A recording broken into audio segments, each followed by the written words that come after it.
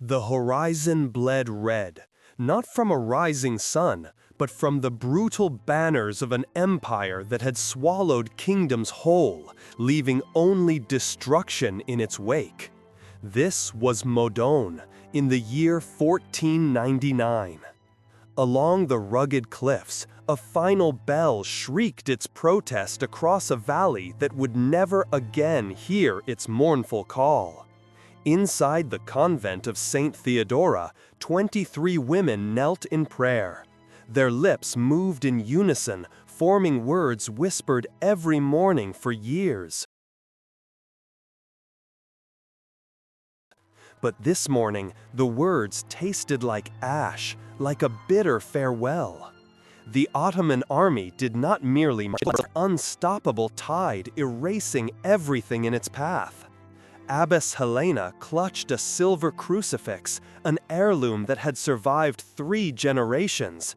Her hands trembled, not from fear itself, but from the chilling certainty of what was coming. They all felt it, a cold premonition. What they could not know, what history rarely records, was that death might have been a mercy. What happened next would never be found in textbooks. It was buried, erased, hidden beneath centuries of silence. The Ottomans' conquest was more than territorial.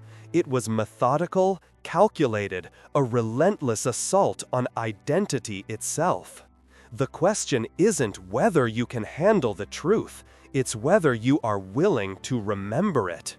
Certain stories vanish from history, while others are endlessly retold. You are here to uncover one the world forgot, pieced together from missionary letters, Ottoman state records, and testimonies buried deep within Venetian archives. Now, we return to the convent, where the bell had stopped ringing and the doors were about to break. To truly grasp the fate of these women, one must first understand the insidious machine that consumed them. 17 years earlier, in 1482, Constantinople fell. The jewel of Christendom, a city that had stood for over a millennium, was destroyed in 53 days of unrelenting cannon fire and blood. Hagia Sophia, once the greatest cathedral in the world, was stripped of its crosses within hours.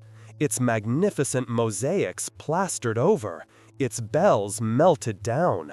Within a single week, the call to prayer echoed where Christian hymns had sung for 9 centuries. Sultan Bayezid II stood in the nave and declared it a mosque.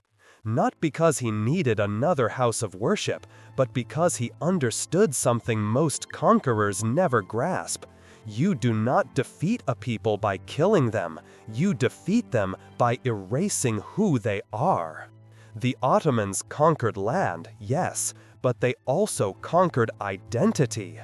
Every surviving church bell, every monastery, every nun praying in Latin was a declaration, an act of defiance, proof the old world refused to die. Every woman who clung to prayer was a reminder that faith could outlast armies. So, the Sultan made a brutal decision. If they would not convert, they would vanish. Not through massacre. Massacre creates martyrs. Martyrs inspire resistance. Songs are written, stories are told. The dead become immortal. The Ottomans perfected something far more subtle, something that leaves no songs, no stories, no memory at all: erasure. By 1499, this chilling strategy had been tested across the empire. Greek monasteries along the Peloponnese, Serbian convents in the Balkans, Armenian churches in Anatolia. Some were converted, others abandoned, but the pattern remained chillingly consistent. First came the offer, then silence.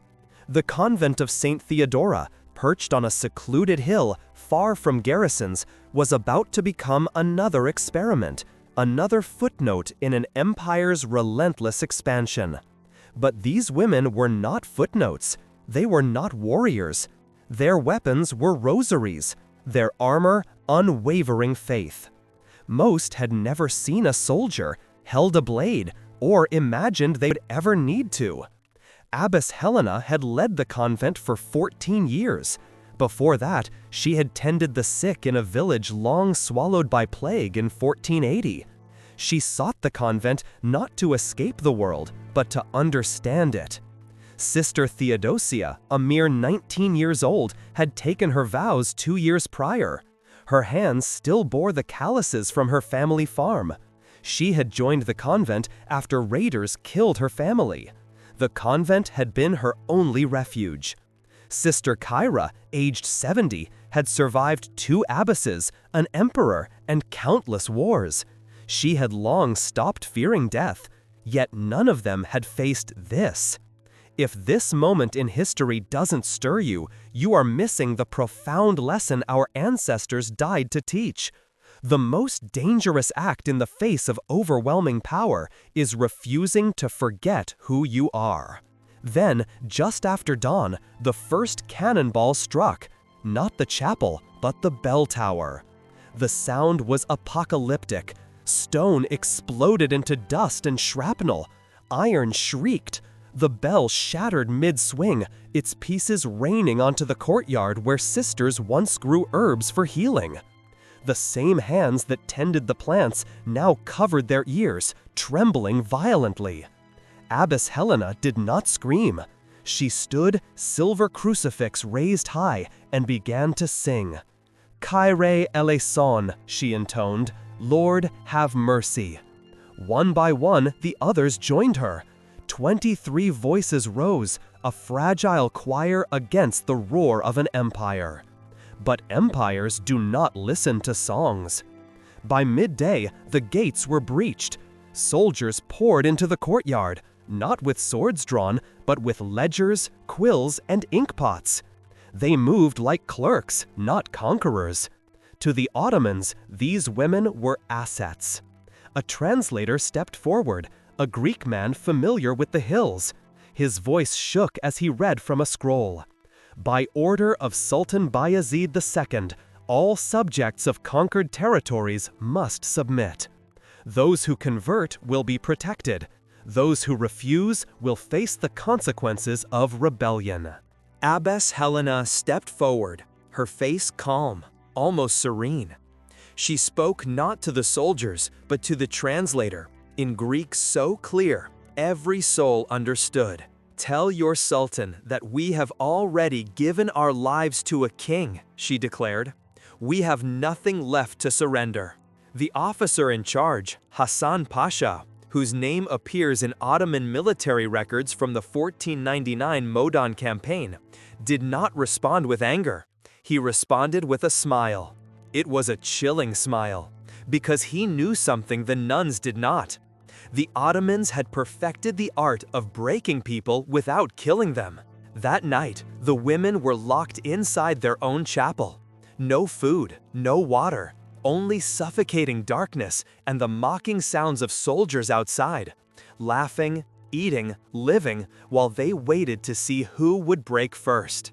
2 younger sisters from the nearby coastal village began to weep in the corner. Their sobs echoed off the cold stone walls. But Sister Theodosia, barely 20 years old, began to whisper a psalm. "The Lord is my shepherd, I shall not want." Then another. "Though I walk through the valley of the shadow of death, I will fear no evil." One by one, the weeping stopped. The Ottomans had profoundly underestimated them. These women had spent their lives preparing for suffering, fasting, vigils in the biting cold, hours of silence, submission to something infinitely greater than themselves. What the soldiers saw as torture, the nuns saw as discipline. But Hassan Pasha was patient. He had seen this before, in Greek monasteries along the Peloponnese, in Serbian convents, in Armenian churches. "Faith is like a candle," he once wrote in a letter to the Sultan, a letter still preserved in the Topkapi archives. "It burns brightest just before it dies." He was about to test that theory. On the second day, the chapel doors opened. A servant entered with bread and water. Real food, clean water. He set it down without a word and left. The nuns stared, their throats parched, their stomachs hollow. The younger sisters looked to Helena, desperation clouding their eyes.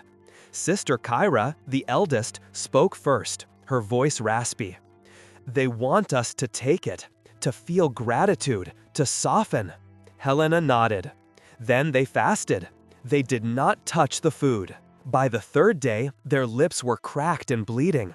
Their hands shook uncontrollably. The younger sisters could barely stand, but still, they did not break. Hassan Pasha watched from the courtyard, arms crossed, impressed, yet profoundly frustrated. Perhaps a flicker of respect passed across his hard face, but his strategy did not change. On the third day, the doors opened again. This time it was Hassan himself. He spoke in Turkish, the translator following like a shadow. "You are not criminals," he stated. "You are not enemies. You are simply mistaken. The Sultan is merciful. He offers new lives, new names, protection. Speak the words, or come with us to Constantinople. There, the Sultan will hear your case. Perhaps he will be moved by your conviction." He paused, letting his words sink in. The road is long. The weak do not survive it. It was not a threat. It was a promise. Helena looked at her sisters. Some were barely conscious. Some prayed with eyes closed. Some stared at the cold stone floor for strength. She turned back to Hassan, her gaze unwavering. "We will walk." The chilling smile returned to his face. "Good. We leave at dawn." That night, the nuns held each other in the darkness. No one spoke aloud, but Sister Theodosia began to hum a hymn from Vespers. One by one, the others joined her, their faint voices weaving through the gloom. Outside, some soldiers paused, some looked away. One of them, years later, would tell his grandson about the women who sang themselves through the night. But that story, too, would be forgotten.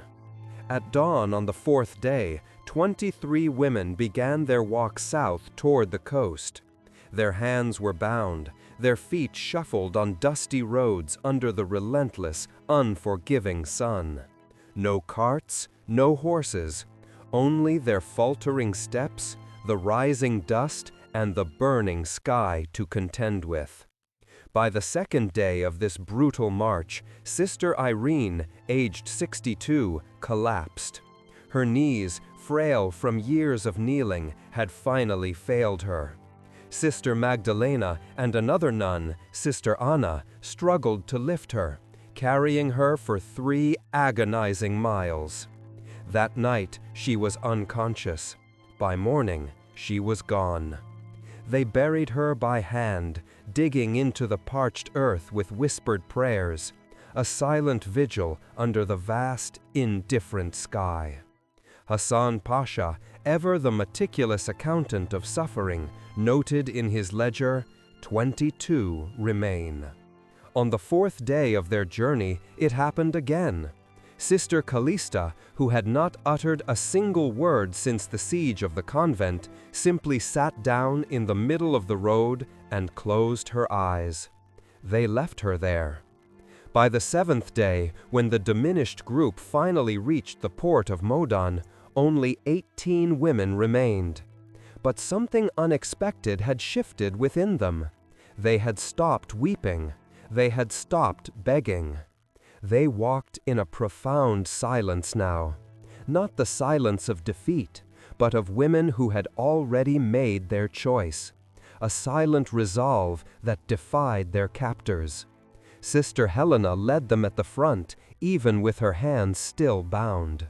On the morning of that seventh day, Hassan Pasha called for her. She was brought to his tent alone. What transpired next is not in any Ottoman records. It survives only in a Venetian merchant's letter discovered in 2003 within the Dubrovnik archives. "I saw them bring her back at dawn," the merchant wrote, his words etched with horror. "She could not walk. Her eyes, God forgive me, were open, but she was not inside them.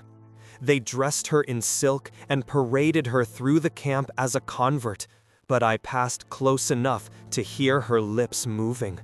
She was still praying in Latin. She had not broken. They took her body and left her soul to wander."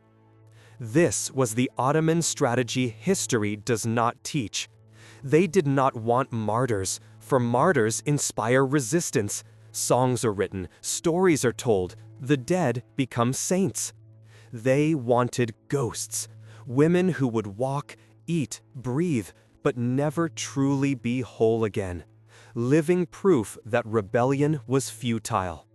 Sister Helena walked with them the rest of the way to the coast, never speaking again, never meeting anyone's gaze. The younger sisters wept silently. The older ones prayed harder, their rosaries clutched tight. At the port, they were loaded onto a galley, not a passenger ship, but a vessel designed for control, for slaves, for prisoners, for mere cargo. The nuns were chained to benches, their wrists locked to cold iron rings. A ship's manifest, discovered in 1987 at Istanbul's Topkapi Palace Museum, lists them not by name, but by number. Religious captives, female, 18. Destination, imperial household. Purpose, domestic service and conversion. The word service did a lot of grim work. The voyage lasted 12 grueling days. The sea was merciless. Storms lashed the deck, salt spray stung cracked lips, and the ship pitched and rolled violently. Women who had never seen the ocean before vomited until there was nothing left. At night, the youngest, Sister Theodosia, whispered psalms beneath her breath, her faint voice almost lost against the crashing waves. But the other prisoners, Greeks, Serbs, Italians, men and women chained nearby, turned their heads to listen. For a few precious moments, the tumultuous sea seemed to still, entranced by her whispered faith. When the ship finally entered the Bosphorus, the sisters saw the dramatic skyline of Constantinople rise before them. Domes, minarets, walls that seemed to stretch forever. The city gleamed in the dawn light like a freshly sharpened blade. For centuries, it had been called the city of the world's desire. Now it would become their cage. From the docks, their march wound through narrow, bustling streets lined with merchants, soldiers, and other slaves. People stopped to stare. Christian nuns among captives were a rare sight, even in an empire built on conquest. They were led past ancient walls, through the imperial district, past fragrant gardens where fountains sang and peacocks screamed.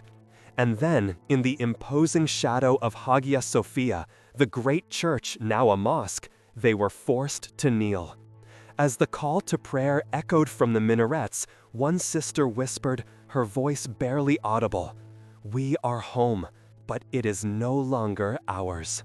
They were taken to the palace, but not to grand halls, not to courtyards where ambassadors walked and viziers conspired. They were led down cold stone steps that spiraled into suffocating darkness, through tunnels that smelled of damp and decay, to a place that officially did not exist. Beneath Topkapi Palace, a network of tunnels snaked unseen, storage rooms, servant quarters, corridors winding through bedrock like hidden veins. In the farthest corner, sealed for centuries, lay a room with no official purpose. During 2011 restoration work, archaeologists broke through a false wall. What they found froze them in their tracks. Scratches in the stone, barely visible, appeared everywhere. Crosses, dozens of them, crude, made with fingernails or shards of broken pottery. Beneath the crosses, 4 Latin words, lux in tenebris lucet. The light shines in the darkness. This was their chapel. For months, perhaps even years, these women lived beneath the palace, working as silent servants by day, scrubbing floors, washing linens, tending fires for rooms they would never enter. At night, after the palace slept, they gathered in this forgotten chamber to pray. No priest, no altar, no Bible, just the raw power of memory. They recited psalms by heart, verses half forgotten, reshaped into desperate survival prayers. They whispered hymns so faint the stone barely caught them.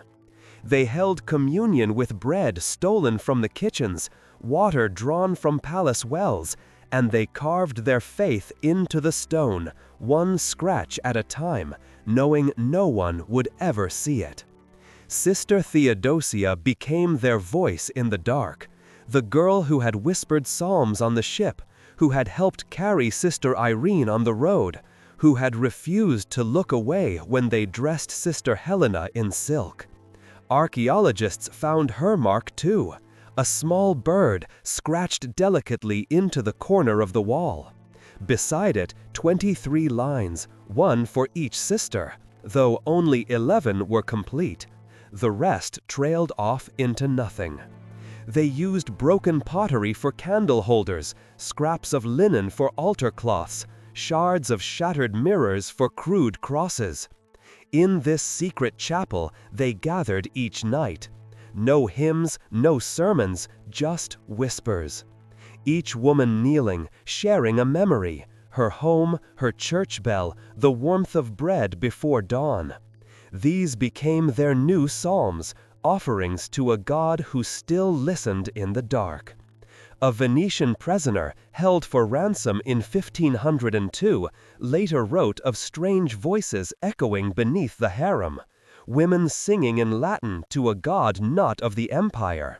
Historians dismissed it as mere superstition until the chapel was found. And here is what truly breaks your heart. Halfway up the wall, the scratches became erratic, desperate. The lines deepened as if carved with more force, more urgency, before suddenly stopping.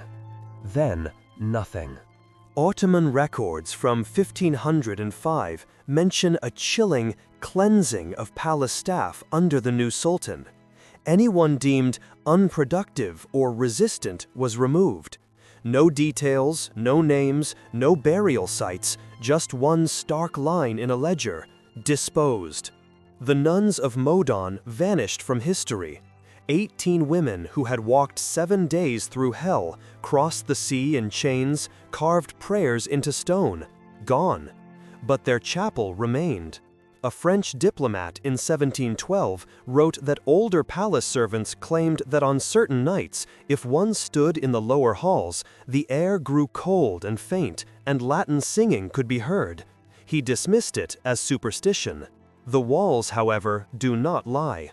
In 2011, when archaeologists examined the chapel more closely, they found wax traces, not from Ottoman candles, but older, mixed with herbs, the very type nuns made in convents. They had kept their vigil far longer than anyone imagined.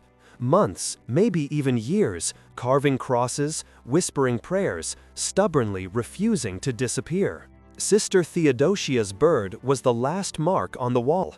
Beside it, faintly scratched, almost invisible, were 2 Greek words: "We endure." But the truth is, they didn't just endure.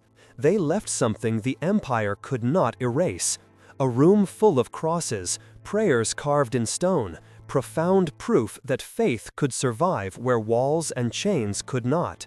The Ottoman Empire lasted until 1922, over 400 years of conquest and immense power. Yet, in the end, it was those scratches on the stone that survived. Not the Sultan's decrees, not the ledgers of Hassan Pasha, not the silk in which they dressed Sister Helena, just words and marks carved by women the world had long forgotten. Lux in tenebris lucet. The light shines in the darkness. So why does this story matter? Because it isn't about religion. It isn't even about the Ottomans specifically. It's about what power does when it tries to erase people, and what happens when those people profoundly refuse to disappear. The empire conquered 3 continents, rewrote maps, languages, entire cultures. It turned the greatest cathedral in Christendom into a mosque. It ruled from the gates of Vienna to the deserts of Arabia. But it could not erase 18 women who carved prayers into stone. Think about that for a moment. An empire with vast armies, thundering cannons, endless resources, and the unyielding will to reshape the world itself, versus women with nothing but fingernails and an unshakable faith. And the women won. Not in ways measured by empires. They didn't reclaim their convent. They didn't convert their captors. They didn't live to see freedom. But they left a mark. History is written by the victors. Memory is written by the survivors. And sometimes, survival looks like a cross carved in the dark where no one was supposed to see it. A prayer whispered in a language the conquerors tried to silence. A small bird scratched into stone to remember sisters who fell. Centuries later, we found it anyway. The philosopher Søren Kierkegaard once wrote, "Life can only be understood backwards, but it must be lived forwards." These women lived forward, into an abyss of darkness. They walked 7 agonizing days, knowing they might not survive.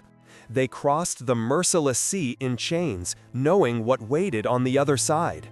They descended into tunnels beneath a palace, knowing they might never see sunlight again. Yet they carved their prayers anyway, trusting that someone, someday, would look backward and find them. You just did. In 2011, when archaeologists stood in that hidden chapel, staring at the crosses, one asked a question that still haunts me. How long did they keep the vigil? The wax traces suggest years. The depth of some carvings indicates desperate, repeated effort. These women gathered night after night, year after year, in absolute darkness, and adamantly refused to stop believing. Even when sisters disappeared, even when the scratches on the wall stopped growing, even when hope should have died, they kept carving. That's not just faith. That's defiance in its purest, most raw form. The Ottoman Empire is gone. Its sultans are dust. Its armies are memory. The palace still stands, but now as a museum. Tourists walk its opulent halls, utterly unaware of what lies beneath their feet. Yet those crosses remain. And that Latin phrase, barely visible after 500 years, still speaks. Lux in tenebris lucet. The light shines in the darkness. It comes from the Gospel of John, a verse about a light that cannot be extinguished, about a truth that survives when everything else is taken away. Sister Theodosia carved those words knowing she would never leave the palace, knowing her name would be forgotten, knowing the world would move on without her. Yet she carved them anyway, understanding something empires never do. You can conquer land, rewrite history, erase names from ledgers, bury bodies in unmarked graves, but you cannot kill what people carry inside them, and you cannot silence what they carve into stone. You've just witnessed one of history's darkest truths. If stories like this remind you how fragile humanity is, how easily voices can be erased, then commit to keeping the past alive.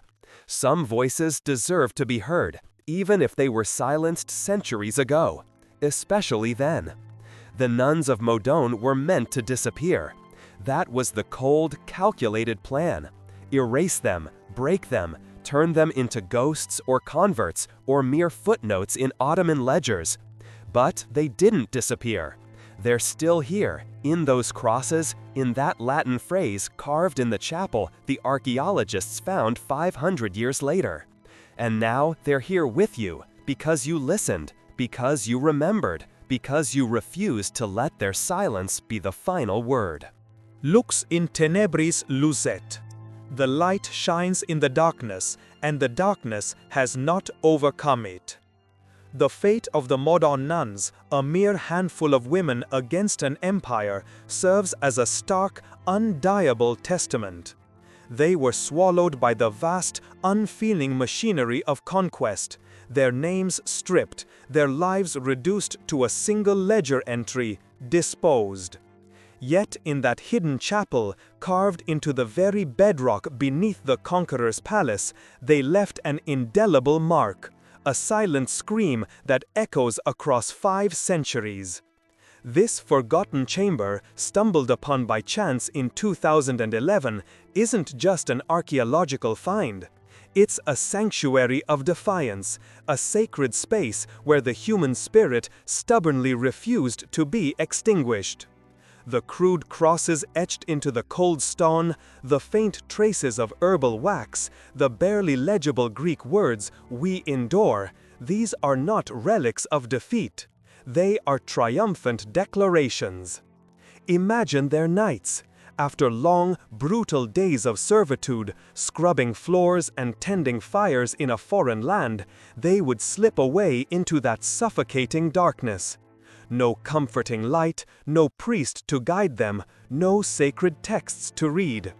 Only their memories, their voices, and the raw, desperate need to connect with something beyond their chains. They knelt there night after night for months, perhaps even years. Each scratch of a cross, each whispered psalm, each shared memory of home was an act of faith. But more than that, it was an act of profound rebellion. It was their quiet refusal to yield their inner world, their true selves, to the empire that claimed their bodies. The Ottoman Empire, for all its might, its armies, its intricate bureaucracy, failed in its ultimate goal regarding these women. It sought to erase them from history, to turn them into nameless ghosts. Instead, it inadvertently forged them into symbols of an unyielding spirit. Their story preserved not by grand monuments, but by humble scratches in stone. This is the deeper, more unsettling truth, that even the most formidable power can be defied by the simplest of acts. The empire controlled their physical freedom, but it could not touch their souls. It could force them to walk, to work, to kneel, but it could not force them to forget who they were, or to stop believing. The message of lux in tenebris lucet, the light shines in the darkness, is not merely a religious affirmation. It's a universal truth about resilience. It speaks to the inner light each of us possesses, a flicker of hope and identity that can persist even in the most crushing, overwhelming circumstances. It reminds us that our true strength often lies not in physical might or external power, but in the steadfastness of our convictions, in the quiet courage to maintain our sense of self when the world conspires to strip it away. It is the defiance of an individual soul against the indifferent sweep of history. Think of Sister Theodosia's bird, etched into the wall alongside the lines for her fallen sisters. A small, delicate symbol of freedom and hope, carved in a subterranean prison. It's a testament to the fact that even when physically caged, the human spirit can soar, imagining flight, remembering sunlight. Her "we endure" is not a lament, it's a roar, a whisper of stubborn, unyielding survival. They endured because they refused to be defined by their captors. They chose to define themselves by their faith, by their memory, by their collective will. This story, 5 centuries old, holds a profound and practical lesson for us today. We may not face armies at our convent gates, but we all encounter moments, big or small, where forces attempt to diminish us, to silence our voices, to erase our unique identities. It might be societal pressure to conform, the erosion of personal values in a fast-paced world, or the crushing weight of personal hardship and despair. These are our modern empires seeking to impose their will, to dictate who we should be, or to convince us that our light has gone out. The nuns of Madan teach us that true strength is found in holding fast to what defines you, even when it feels like nobody is watching, even when the odds are overwhelmingly against you. It's about cultivating that inner sanctuary, that secret chapel of your soul, where your light can continue to shine. Their story is a powerful reminder that every act of authentic self-expression, every refusal to compromise one's core beliefs, every moment spent nurturing hope in the face of despair is an act of resistance. It's a carving in the stone of your own life, a testament to your endurance. So, when you feel overwhelmed, when your voice seems too small, or your struggle too insignificant, remember those 18 women. Remember their silent vigil in the dark, their fingernails scratching crosses into stone, their whispered prayers echoing against a cold, forgotten wall. Remember that an empire, mighty and terrible, could conquer lands and rewrite history, but it could not extinguish the light within a handful of defiant souls. It could not silence what they carved into stone, because their truth was simply too powerful to die. Their legacy is not just history, it is a living, breathing testament to the indestructible nature of the human spirit. It is an invitation to each of us to find our own lux in tenebris, our own light that shines brightest in our personal darkness. Because just as those archaeologists found their chapel 500 years later, so too can the truth of who you are, your unique light, be discovered and remembered, even after periods of profound darkness. The darkness has not overcome it, and it never will.